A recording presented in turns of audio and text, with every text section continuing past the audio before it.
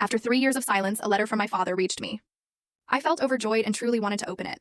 You know, sometimes life throws you a curveball so hard, it shatters everything you thought you knew. For 3 agonizing years, I lived with the gaping wound of my father's silence, convinced he'd abandoned me forever. But then, a letter arrived. And what I found inside didn't just mend my heart, it exposed a shocking truth that turned my entire family upside down. My name is Amada Montgomery, and at 29, I'd long given up hope of ever hearing from my father Jackson again. 3 years of absolute radio silence will do that to you. Then, just last Tuesday, a small, unassuming envelope landed in my mailbox. His familiar, slightly slanted handwriting stared up at me, and my heart didn't just beat. It soared. It was a jolt of pure, unadulterated joy. Naturally, I called my billionaire grandfather William my rock to share the incredible news. His response, though, it wasn't joy. It was a cold dread that snaked through me. "Bring it to me, immediately," he commanded, his voice tight. As I laid the precious letter on his gleaming mahogany desk, his brow furrowed. "Look closer, Amada," he said, his eyes piercing me. And what I discovered next, well, it changed everything. You see, I'd built a good life for myself here in Boston. My downtown apartment might have been small, but it had character and a view that I loved.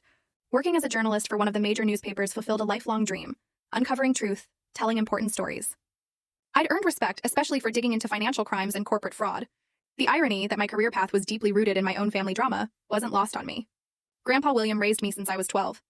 He was a self-made billionaire, his investments spanning everything from real estate to tech. He could have spoiled me rotten, but he deliberately chose not to. "Money is a tool, Amada," he'd often say, "not a substitute for character." He insisted I work summer jobs, apply for scholarships, make my own way. He was a constant. My father, Jackson? Anything but. Dad struggled with alcohol for as long as I could remember. It's why my parents divorced when I was 8. Then when I was 12, Mom passed away from cancer, leaving me in Grandpa's care.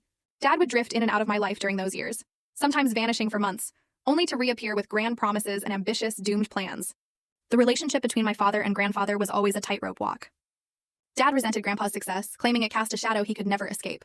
His business ventures, every single one, ended in failure, usually because he'd abandoned them midway for some guaranteed opportunity. Grandpa would offer advice.